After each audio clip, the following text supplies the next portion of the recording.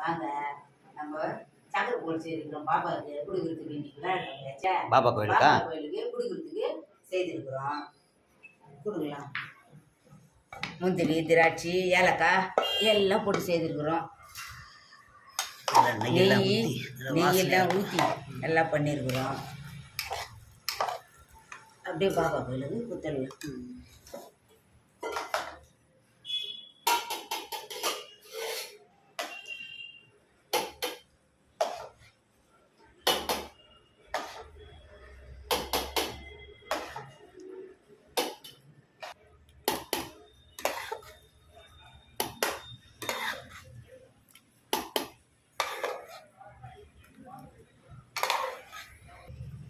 வாங்க நம்ம சக்கரை பொங்கல டிஃபனில் போட்டு வச்சுட்டோம்.